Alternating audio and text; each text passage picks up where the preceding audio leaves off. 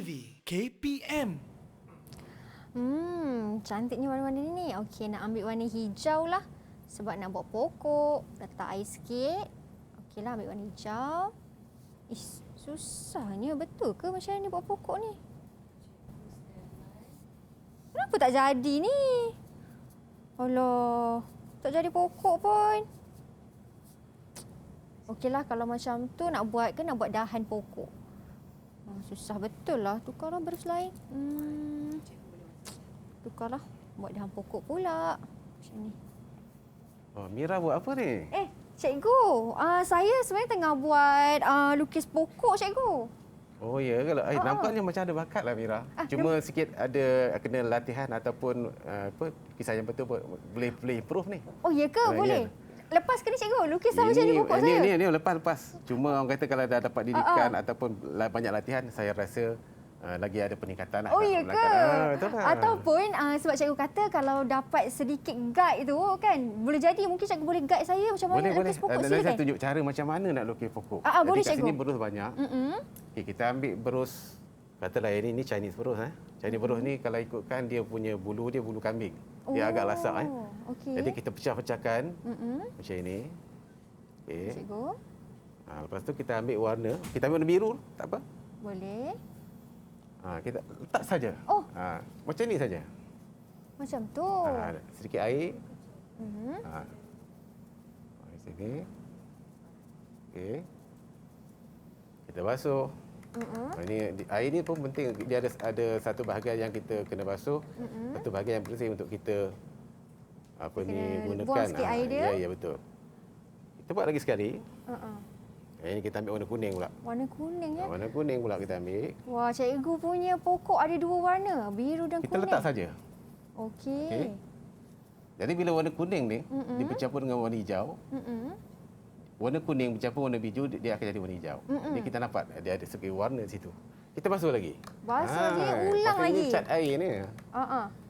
Kita basuh lagi. Okey, kita tarik supaya ujung dia tajam. Kita ambil warna biru. Ataupun kali ni kita campur lah, kita blender. Cikgu, percampuran dua warna ni, ini dipanggil warna sekunder ke warna tetir, cikgu? Kalau hijau warna sekunder. Kita tarik daripada bawah, kita naik tarik ke atas. Kita tarik dia. Kita basahkan sikit. Sebab kalau saya tengok ada pencampuran warna ni nampak lawa sikit, cikgu, berbanding macam saya punya tu. Nampak ya? Ini batang pokok. Kita tarik lagi. Jadi ini rumput sikit. Jadi maknanya ini setelah jadi pokok. Nampak Wah, cantiknya. Itu baru dah pokok. Saya baru makna di sini macam mana penggunaan berus tu memain peranan dalam penghasilan karya. Okey, karya cat air ni. Ya, okey. Saya angkat boleh cikgu? Boleh tunjuk boleh. Okey. Okey, kalau yang nak tengok macam mana perbezaannya, aduh segan pula nak tunjuk saya punya, cikgu. Dan inilah perbezaannya, ini cikgu punya, ini saya punya. Saya punya bukan pokok, saya punya brokoli. Ya brokoli ya. Dia macam brokoli dah. Ini cikgu punya sebab pokok. Kadang-kadang ada pelajar tanya, nak lukis pokok ni susah sebab daun ni banyak kan. Jadi sebenarnya ada teknikal, ada cara dia. Okey. Saya ada satu soalan tanya cikgu. Adakah jenis berus ni sebenarnya jenis berus yang cikgu gunakan mainkan peranan dalam sesebuah lukisan tu? Tapi cikgu simpan dulu soalan cikgu. Kita jawab selepas ini sebab kalau nak tahu siapa sebenarnya cikgu ni, datang-datang pandai betul melukis kan? Kalau nak tahu, ayo kita saksikan terlebih dahulu profil guru.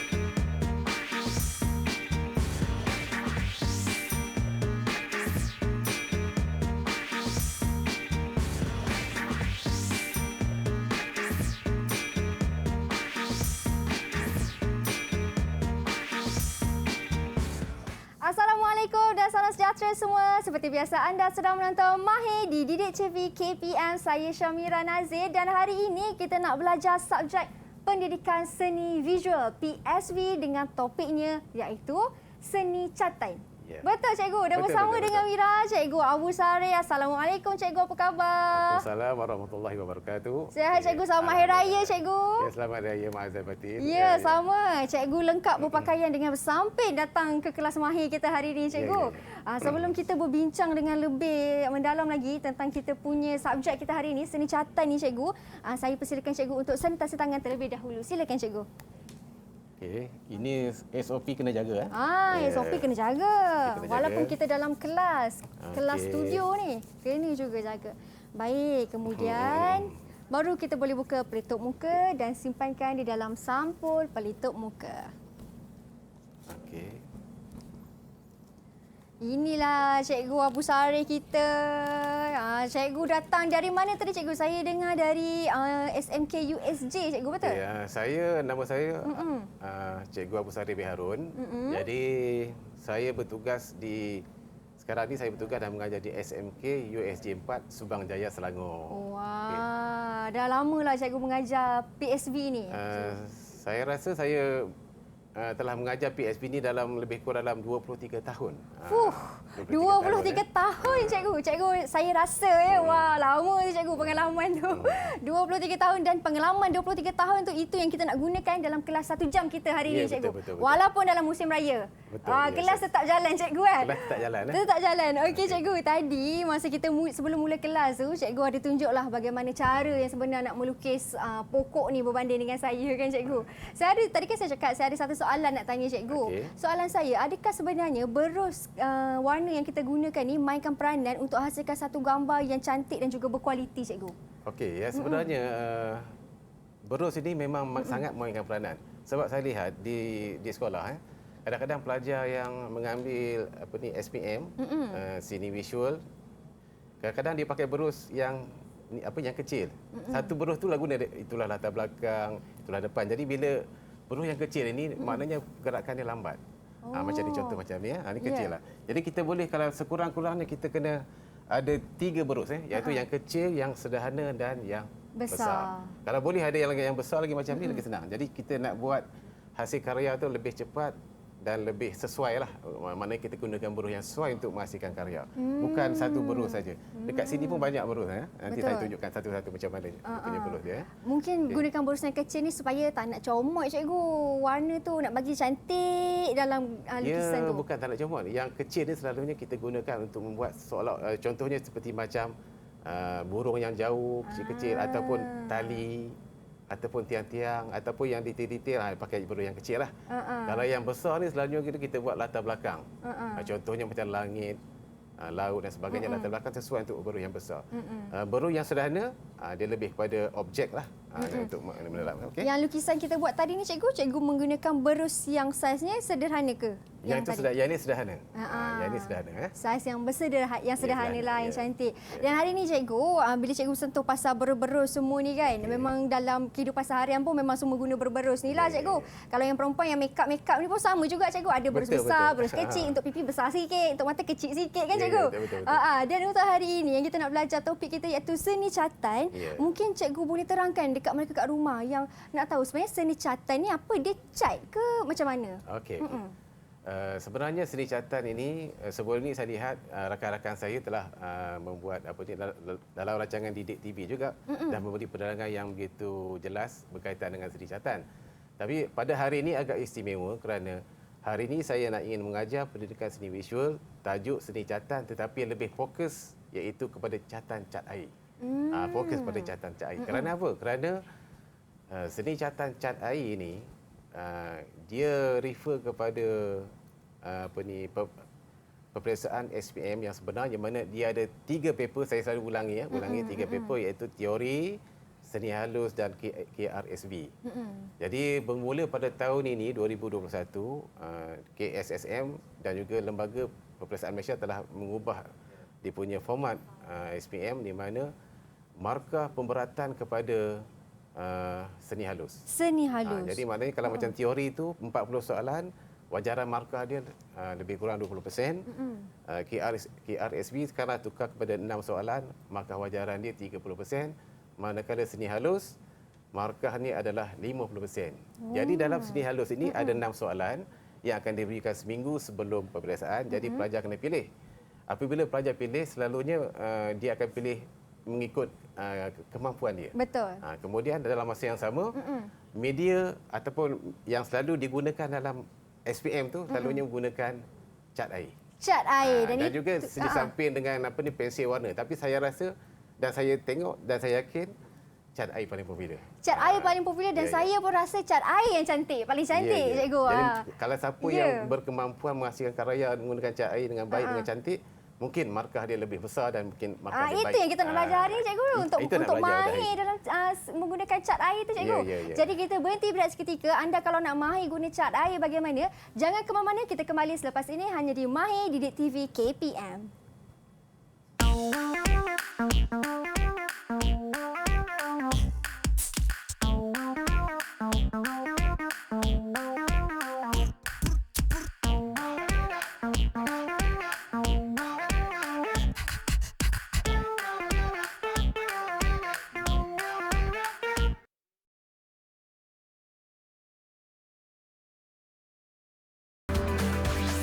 Didik TV KPM.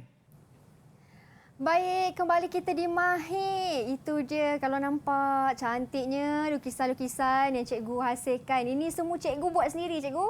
Okey, semua lukisan ini semua hasil karya daripada saya lah. Wah, sangat ada cantik. lukisan yang tadi kelihatan tadi adalah soalan SPM yang baru lepas tahun 2020. Dan cikgu buat lukis bagaimana? Saya lukis, Okey cikgu, pasal lukisan-lukisan ni saya tanya cikgu lah kan. Cikgu lukis lukisan kan iaitu menggunakan cat air. Ya. Betul cikgu? Betul.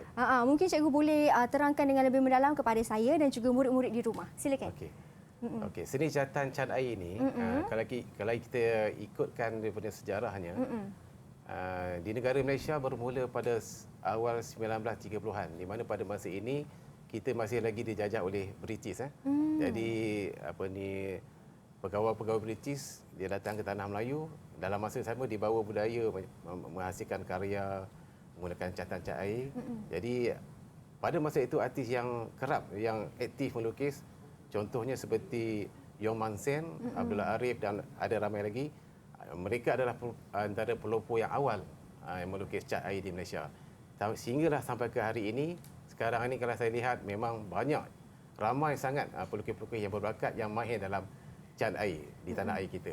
Itu satu kebanggaan lah. Sebab kadang-kadang karya-karya ini bukan saja dalam Malaysia saja dijual, orang luar pun datang beli hasil karya mereka. Okay. Betul. Dan jadi hasil pendapatan pula kan cikgu? Betul. Sumber pendapatan untuk hasil-hasil seni catatan ni, termasuk cat minyak, akrilik dan cat air, memang banyak.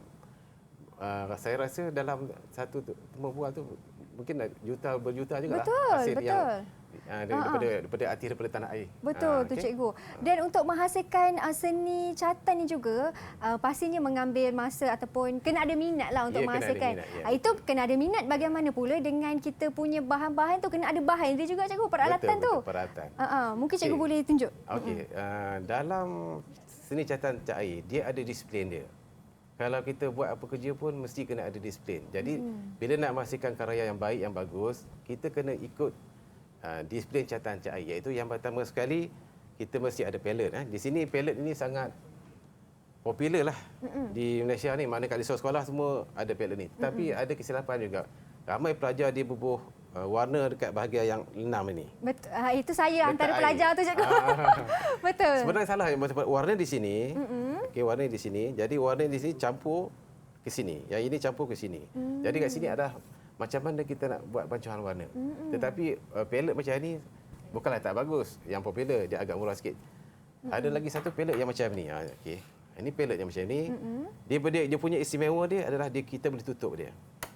Jadi maknanya dia akan selamat dalam tu. Betul. Jadi kalau ada serangga dan sebagainya macam tu terbuka ditutup. Kemudian lagi satu, dia ada pemegang kat sini. Kita boleh pusing-pusingkan dia. Kita boleh kalau outdoor sketching, outdoor watercolor, kita boleh pakai ni, kita pegang macam ni. Mungkin cikgu boleh tunjukkan sedikit dekat mereka yang di rumah tu bagaimana cara pegang dia macam tu. Cara pegang dia macam ni. Tapi kalau atas meja ni kita letaklah macam biasalah macam ni. Cuma saya nak nasihat pada murid-murid semua, kalau letak warna ni, kalau boleh sebelah sini warna yang sejuk, sebelah sini warna yang panas. Itu disiplin. Ada warna sejuk, warna panas. Kadang-kadang pelajar ni dia letak warna sini kejap kuning, besok kuning kat sini. Minggu depan dah kat sini pula kuning. Jadi maknanya dia ni tak ada sistem. Jadi kena ada sistem tu supaya bila dia warna nanti dalam proses warna dia dah tahu warna tu duduknya di mana. Kemudian bahagian yang luas ini adalah kawasan untuk kita blend warna lah, bancuhan warna. Itu dari segi warna ni palette. Dari segi warna pula banyak. Sekarang ni banyak warna. Yang sederhana, yang murah, yang mahal dan sebagainya. Tetapi warna ni sebenarnya, kalau yang murah ni dia punya pigment warna dia tak begitu menarik, kerana dia macam kelabu sikit lah. Tapi kalau warna yang agak mahal sikit, warna striking. Jadi kalau warna yang macam kita lah, kalau kita nak buat sesuatu kita agak berkualiti, jadi hasil lagi kualiti. Itu sangat penting dalam berkaryanya. Jadi saya tak naklah sebut color ni bagus bagi, tapi boleh beli dan boleh cuba baru kita tahu dia punya kelebihan warna tersebut. Okey, itu dari segi warna. Dan warna-warna ni sebenarnya dia ada nama-nama dia. Jadi bila kalau kita sampai peringkat pelajar boleh hafal warna tu, dia bukan warna merah saja, dia bukan warna hijau saja, dia ada macam hijau apa, merah apa. Betul. Dia macam kain baju juga kan. Kain baju kan ada macam-macam warna. Ada macam tu. Jadi kalau dia hafal warna tu, warna bayang warna apa yang sesuai. Dia dah tahu dah. Jadi dia buat dengan keadaan yang cepat. Betul. Okey, itu dari segi warna. Saya pergi kepada bahagian seterusnya, iaitu dari segi berus. Berus kurang-kurangnya paling kurang ada 3 lah. Yang paling kecil, yang sederhana dan yang besar. Tapi kalau banyak berus lagi bagus. Di sini saya nak tunjukkan. Kalau macam yang ni berus sintetik je biasalah. Okey. Kalau macam yang tadi ni yang Mira pakai ni, lukis pokok ni, ini Chinese beras. Jadi harga dia pun dalam tak mahal sangatlah. Mampu milik lah cikgu, harga dia boleh lah kan. Jadi ini yang ini daripada bulu kambing. Bulu kambing. Bulu kambing. Yang ini daripada bulu kuda padi, poni. Wow. Jadi maknanya dia warna dia lembut. Kalau perempuan yang solid itu pakai tak tahulah itu, saya tak ya tahu. ke? Jadi kalau Tapi perempuan yang pasti guna ni dah Ini cikgu. dia lembut, dia bagus. Jadi harga dia tak mahal juga, dalam belas-belas ringgit lah. Boleh mampu milik juga. Okey. Jadi maksudnya kalau antara berus semua ni yang paling lembut yang ni dah cikgu? Ada lagi. Ada lagi lembut? Ada lagi. Okey. Yang ini dia warna flat macam ni, kita boleh dekat hardware pun ada jual. Betul. Yang ni harga dia murah, RM2.40. Boleh pakai untuk kita buat latar belakang. Tak ada masalah. Tapi ini saya nak tunjuk ada satu, tapi yang ini untuk pengetahuan je lah. Ini dipanggil berus ni dibuat daripada bulu tupai. Bulu spiral. tupai. Selalunya digunakan oleh pelukis-pelukis profesional. Tapi pelajar saya rasa tak payah beli. Sebab harga dia pun boleh tahan dengan mahal. Mira teka berapa harga dia? Alamak, teka berapa Mungkin cecah ratus lah cikgu. Ya. Berapa ratus? Berapa ratus? Saya ambil berapa ratus? Saya letak 500 lah cikgu. Sampai ke berapa? Baik, hampir lah. Hampir. Harga dia 400 lebih. Wah, satu ni cikgu. Satu ni. Ui, itu Jadi, kalau hilang nangis tu. Saya beli ni sebab saya rasa bila saya beli ni bukan apa. Sebab bila kita ada jiwa minat pada cat air, mahal macam mana pun tak apa, kita punya minat kita beli. Betul tak? Betul cikgu. Kalau kita suka sesuatu benda tu, harga dia bukan jadi halangan. Kita akan usahakan juga untuk mendapatkannya. Betul tu cikgu. Dan saya yakin dengan penggunaan berus-berus yang berkualiti ni cikgu, pasti kita punya lukisan pun akan nampak cantik dan berkualiti. Tapi nak buat lukisan yang cantik dan berkualiti ni kena tahu teknik juga cikgu. Betul. Mungkin cikgu boleh terangkan kepada saya dan mereka di rumah bagaimana teknik yang sebetulnya, yang orang kata yang tepat bila kita nak buat lukisan ni. Dalam seni catatan cat air ni, teknik ada 4. Basah atas basah, basah atas kering, kering atas basah dan kering atas kering. Jadi yang paling popular sekali adalah basah atas basah dan basah atas kering. Kadang-kadang dalam satu karya ni dia ada merangkumi keseluruhan. Ada kering atas kering dan sebagainya. Tapi kita tengok yang paling utama, yang paling mana. Mungkin basah atas basah. Dekat sini ada contoh. Okey. Macam mana cikgu contoh basah atas basah tu? Ini lebih pada basah atas basah. Nampak jelasnya di mana penggunaan awan. Dan latar belakang dia punya basah atas kering sikit saja. Tapi yang dominasinya basah atas basah. Masuk batas basah atas basah tu ialah kita buat lukisan, lepas tu kita letak atas lukisan tu ke macam ni cikgu? Bukan macam ni. Basah atas basah ni contohnya kita basahkan kertas lukisan itu, tapi kita ambil istilah lembapkan kertas lukisan itu, dia dalam keadaan basah, kita letak warna yang basah ke atas dia. Dia akan pergi dengan dipanggil warna yang dramatik. Itu ya. Kemudian bila warna itu sudah kering, kita ambil warna yang basah tadi pula yang berbeza warna lain kita letak atas dia, yang bawah tu dah kering dah. Jadi basah atas kering pula. Oh, Itu yang pada lukisan-lukisan apa ni, pada catatan saya yang lain tu banyak kombinasi dua tu lah. Menggunakan teknik tu lah. Basah dan basah atas kering. Okey, baik. Dan itu sedikit teknik yang selalu cikgu gunakan dalam seni catatan ini. Jadi kita berhenti berehat seketika cikgu. Lepas ni cikgu nak buat demo pula. Lepas ni tahulah dengan lebih jelas lagi bagaimana kan cikgu. Jadi anda di rumah jangan ke mana-mana. Kita kembali selepas ini hanya di Mahir Didik TV KPM. Okey, cantiklah. Ini yang ketiga. Yeah, betul cikgu.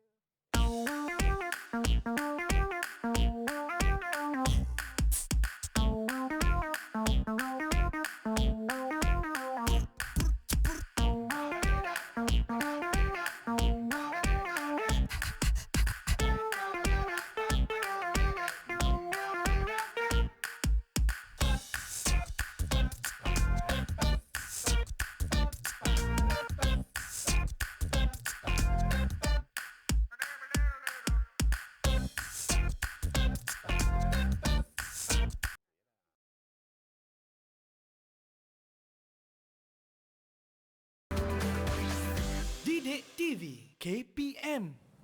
Baik, kembali kita di Mahir. Masih lagi bersama dengan Mira, Cikgu Abu Sareh. Cikgu dah terangkan ke semua jenis-jenis bahan yang kita perlukan, jenis-jenis berus. Harga pun dah tahu dah. Berus tu paling mahal, harga 400 lebih. Okey Cikgu, bila kita dah tahu semua ni kan, mungkin Cikgu nak tunjuk demo bagaimana cara nak menghasilkan satu lukisan yang terbaik tu Cikgu. Okey. Okey, jadi pada hari ini sebelum menghasilkan karya catatan tak air ini, dia mesti ada lakaran idea dulu. Jadi hari ini saya akan buat lakaran idea. Mula-mula sekali kita akan buat boleh pakai membaris. Kadang-kadang orang kata tak boleh pakai, boleh. Boleh. Yang ini dipanggil eye level ataupun horizontal line ataupun kaki langit. Okey. Kemudian saya akan buat lakaran, ini mungkin jalan raya ke. Okey. Kemudian sini saya buat mungkin sini saya buat pondok ataupun rumah. Okey, sini. Okey. Pondok. Ini lakaran idea. Ni ada pokok-pokok sini. Kemudian sini mungkin ada lagi satu rumah. Cikgu, masa cikgu buat lukisan lakaran ni, pensel yang cikgu gunakan ni kan kita ada pelbagai jenis pensel kan? Betul. Kita ada 2B dan sebagainya. Kalau untuk lakaran, pensel apa yang terbaik digunakan? Saya selalu pakai 4B, 8B boleh. Tapi 2B pun boleh, tak ada masalah. Okey. Ini lebih kurang lah. Ini lakaran idea. Sebab dalam SPM, masa seni halus ni lebih kurang dalam masa diberikan adalah 3 jam. Jadi pelajar diberi masa untuk membuat lakaran dan mewarna 3 jam. Jadi saya syorkan untuk SPM ini, pelajar dalam masa 10 hingga ke ataupun paling lewat setengah jam lah untuk membuat lakaran idea. Lepas tu 2 jam setengah tu lebih kepada mewarna. Tapi saya lakar sekejap lah kan untuk lakaran idea ni kan, idea ni dia bergantung kepada soalan yang diberi lah kan cikgu? Betul, soalan yang diberi pada tersebut. Jadi hari ini saya tunjuk demo, saya dah lakar idea sini, ada rumah 2, cuma dia ada perspektif, yang ni jauh, yang ni dekat sikit. Dan saya akan gunakan buruh besar untuk mewarnakan latar belakang. Jadi kita menggunakan air yang bersih, kita sapu warna di sini. Okey, sapu. Kita basahkan dahulu. Kita basahkan dulu, tapi jangan terlalu basahnya. Kadang-kadang pelajar saya ni dia rendam dengan air, dia rosak Okey. Kita sapu. Okey. Tak perlu semua, sebahagian langit kita buat sebahagian atas saja. Kita ambil berus. Kita ambil warna apa? Suka warna biru. Merah warna biru, langit warna biru je. Okey, kita ambil warna biru. Okey, yang ini penting yang ini ramai yang ni tahu. Okey, kita letak saja. Okey, baik. Macam itu aja. Kita letak macam tu saja. Letak saja. Permukaan tadi basah kan? Betul. Jadi yang ini basah juga. Jadi kita letak. Tengok color. Kalau kita nak rasa macam ada satu dramatik, kita boleh ambil warna lain. Kita boleh warna purple ke? Untuk sedikit campuran lah kan cikgu? Sikit. Sini blender. Kita masuk sini sikit. Ada purple. Kita letak. Dan ini yang dipanggil teknik basah atas basah tu. Basah atas basah ni. Kita letak macam tu. Okey, siap. Siap dah dia punya. Wow. Latar belakang. Macam tu. Kenapa kita letak warna purple tu cikgu? Sedikit untuk campuran warna supaya lah. Kalau ikutkan langit kan warna biru, tapi dia ada warna-warna lain. Dan kita tinggal putih-putih ni sebab kadang-kadang bentuk awan. Cuma di sini saya nak, ini yang sangat penting, ramai yang sebab tu saya datang hari ni nak bagi tahu. Ya. Ramai pelajar bila dia buat menggunakan cat air watercolor, kesan dia ialah kertas lukisan ni akan berbulu. Betul tak? Oh, betul. Jadi berbulu-bulu. Sebenarnya berbulu tu oleh kerana pelajar itu tadi dia gosok. Dia sentiasa gosok. Ini kertas lukisan. Bila kita selalu gosok, lama dia akan keluar berbulu lah. Ya. Jadi kalau boleh, dia letak warna biarkan saja. Macam saya buat dah. Letak warna biarkan saja. Okey. Jadi nanti bila dia kering, dia tak akan berbulu punya. Okey. Saya akan campur sedikit warna hijau, warna biru. Pasal ini dia punya latar belakang dia mungkin gunung-gunung. Dah gunung-gunung lah kat situ lah ya. Okey, kita basuh lagi.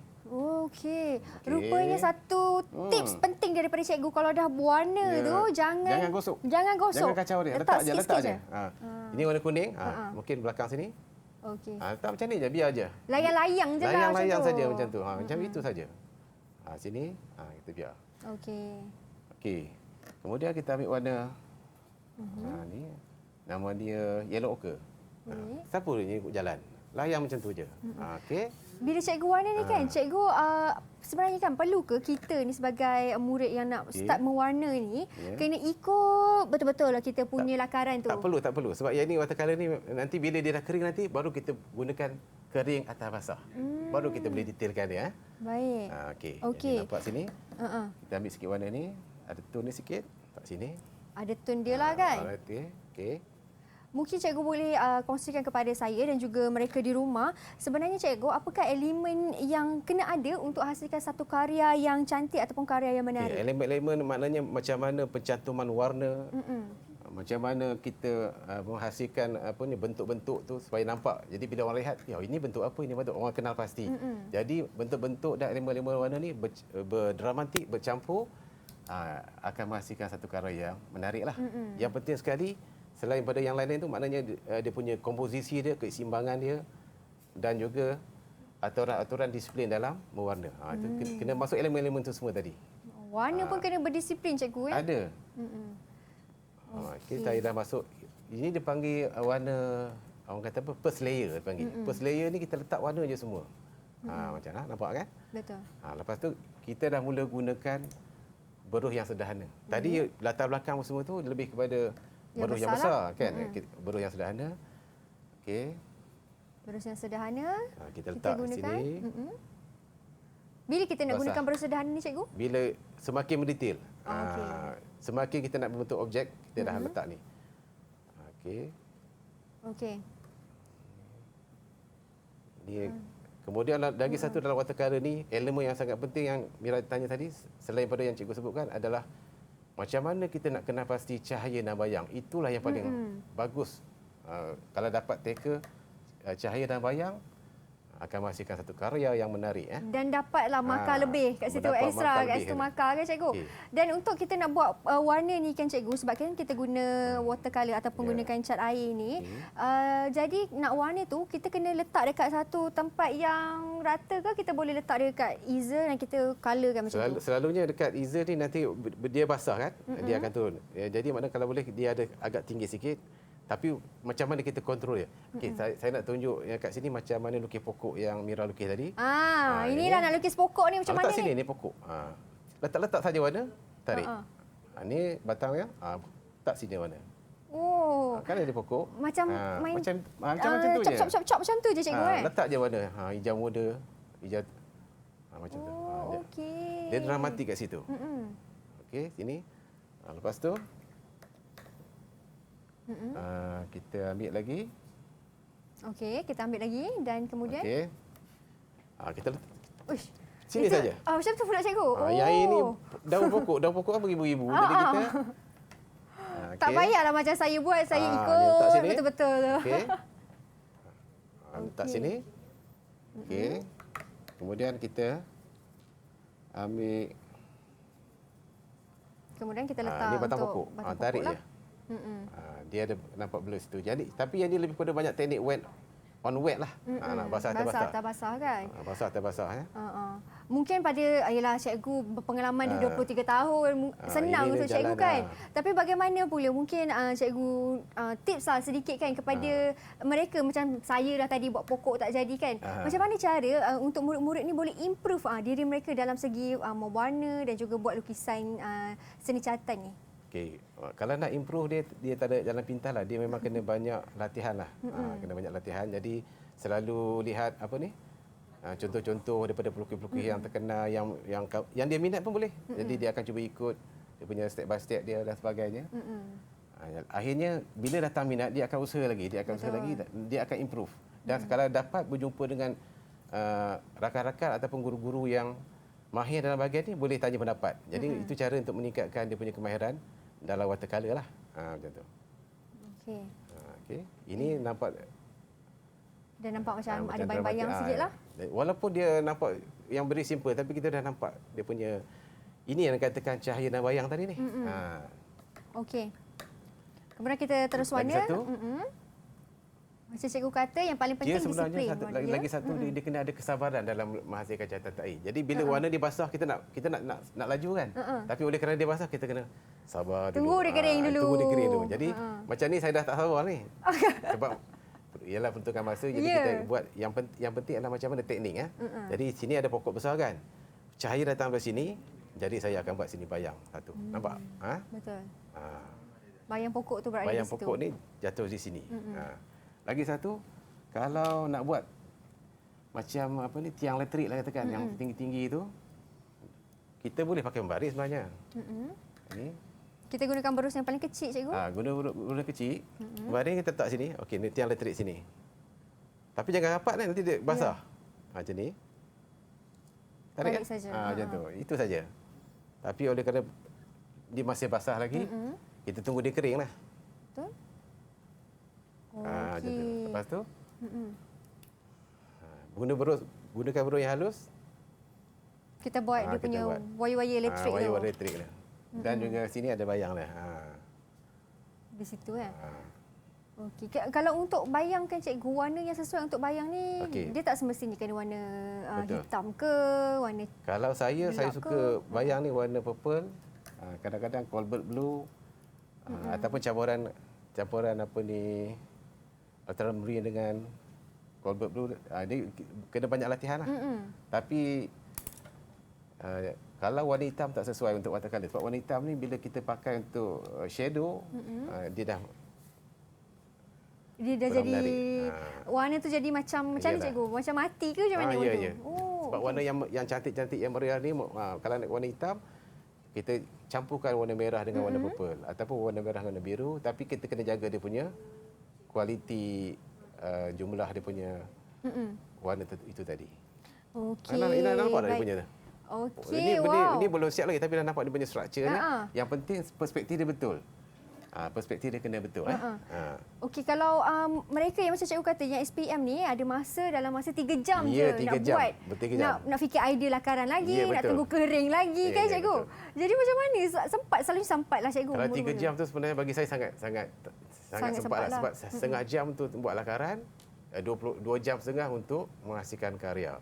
Jadi saiz dia lebih kurang besar ni kata lukisan.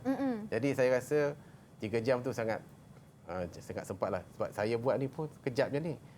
Jadi maknanya macam cikgu kata wajaran markah tu banyak. Jadi kalau siapa yang buat shadow ataupun bayang-bayang dapat extra markah lagi, cikgu mungkin ada lagi yang boleh dapatkan extra markah lagi cikgu. Lagi satu, bila kita lihat karya pelajar tu, murid-murid tu, kita lihat macam mana dia menggunakan kepelbagaian warna masuk dalam satu karya dia. Cantik. Kalau warna dia kalau macam pokok hijau je, rumah merah je, air biru je, jadi warna dia statik. Jadi bila ada pencampuran warna, contoh macam kat sini banyak warna ni. Ada pink, ada biru, ada hijau. Tak apa. Yang itu yang menunjukkan apa ni, hasil karya dia dramatik dalam seni catatan air ini. Jadi jangan takut untuk explore dengan warna-warna ni kan. Betul. So saya terkejut juga langit warna purple tapi bila dah tengok cantik bila dah siap tu kan cikgu. Macam gunung-gunung yang jauh sana kita boleh pakai warna biru ataupun warna purple. Kemudian bila makin dekat warna biru kehijauan. Betul. Yang lagi dekat hijau. Dalam masa sama dia ada kesan cahaya. Mungkin kat bukit itu ada yang tinggi, ada kesan cahaya matahari, dia nampak striking. Betul tu. Okey, ini yang cikgu dah buat.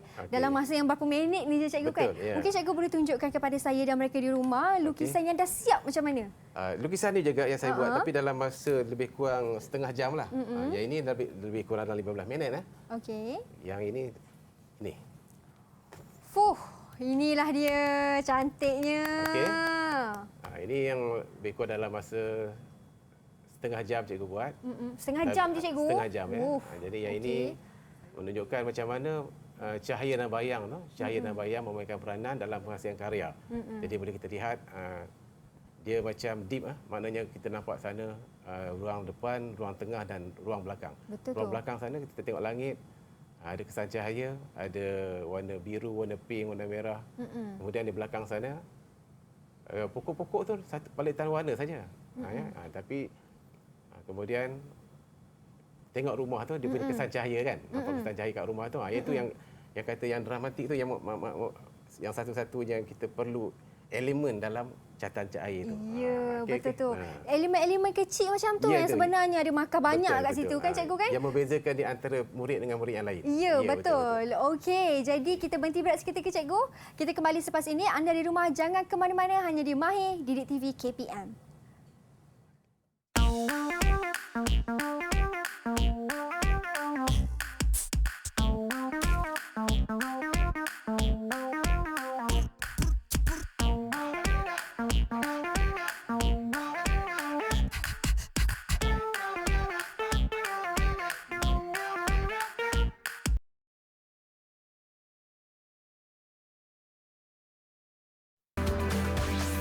Didik TV KPM. Baik, kembali kita di Mahir di Didik TV KPM. Ada satu buku yang sangat, orang kata sangat banyak maklumat ataupun info kat dalam ni. Bagaimana cara nak mahir untuk menjadi pelukis handalan. Terutama sekali dalam seni catatan, cikgu. Tapi kita sentuh pasal buku ni sebentar nanti. Di ruang masa ni kan mungkin ada sedikit kesimpulan daripada cikgu nak sampaikan kepada saya dan juga murid-murid di rumah. Dalam masa 1 jam kita belajar hari ini. Silakan cikgu. Okey, rumusan saya pada hari ini ialah kalau murid-murid ataupun pelajar ataupun pelukis-pelukis yang amatur, kalau cinta ataupun suka pada catatan cat air, dia kena banyak buat latihan. Jadi cara buat latihan bukan banyak latihan saja, tapi dia kena rujuk sama ada melalui YouTube. Sekarang teknologi dah bagai-bagai ataupun melalui buku-buku rujukan. Betul. Kenal pasti pelukis-pelukis yang bagus. Lepas tu cuba ikut cara kaedah dia melukis. Tak secara langsung dia akan meningkatkan prestasi setiap pelukis ataupun pelajar tu lah ataupun murid tadi lah. Jadi di sini pun saya ada buat buku seni catatan, seni halus khusus kepada pelajar-pelajar ataupun murid sekolah menengah yang mengambil seni catatan, seni halus tapi lebih pada seni catatan cat air lah. Betul. Kerana di sini saya tekankan macam mana lakaran idea sehingga proses mewarna. Jadi dekat buku tu tadi ada gambar ni kan. Ni gambar ni. Gambar ni saya sangat suka sebab yang ini adalah gambar adik Syukur daripada Terengganu yang dia sangat cintakan pada haiwan dan saya sangat cintakan cat air. Jadi saya lukis gambar beliau dalam situasi cat air. Jadi dalam buku pun ada kan cikgu? Cover depan bahagian depan. Jadi betul. Jadi nasihat saya pada pelajar-pelajar murid-murid semua kena banyak latihan lah. Barulah kamu akan dapat macam mana menghasilkan satu karya seni catatan cat air yang baik. Jadi maknanya bukannya seminggu sebelum exam dapat soalan baru masa tu baru nak berlatih, masa tu baru nak praktis. Kalau boleh daripada peringkat awal lagi. Tanamkan minat. InsyaAllah mesti kalau ada minat, ada banyak latihan, dia punya hasil akan makin lama makin meningkat dan prestasi lagi bagus. Betul. Okey, baik, itu dia. Dan macam cikgu kata, boleh dapatkan buku ni kalau nak belajar bagaimana cara untuk menjadi mahir, terutama sekali dalam seni cat ataupun seni catatan. Okey, banyak sangat ni teknik. Nak lukis muka pun semua ada dalam ni kan cikgu kan? Okey, dan kepada anda di rumah diharapkan dalam masa 1 jam ini anda dapat timba banyak sangat ilmu, terutama sekali kepada pelukis-pelukis yang bakal menduduki SPM dalam kertas PSV ni ataupun pendidikan seni seni visual diharapkan dapat memberi info kepada anda dan gunakanlah ilmu ini sebaik mungkin. Dan ingat, apa yang cikgu tekankan banyak kali tadi, yang paling penting sekali banyakkan lakukan preparation. Persediaan awal tu kena ada, minat kena ada, jangan mudah give up dan mengalah. Kan cikgu? Okey, terima kasih banyak-banyak cikgu atas kesempatan ini. Sedikitlah cikgu ucapan hari raya kepada murid-murid di rumah. Sila cikgu, sedikit. Cikgu ambil kesempatan di sini mengucapkan selamat Hari Raya Aidilfitri kepada rakan-rakan saya, guru-guru seni seluruh Malaysia, kepada pelajar-pelajar saya, murid-murid saya di seluruh Malaysia yang sekarang dan juga yang sebelum ini, semoga berbahagia pada Hari Raya Aidilfitri ini. Ya, betul tu. Dan selamat Hari Raya Aidilfitri kepada semua. Maaf zahir dan batin. Terima kasih kerana menonton sehingga ke penghujung rancangan. Kita jumpa lagi. Bye. Assalamualaikum.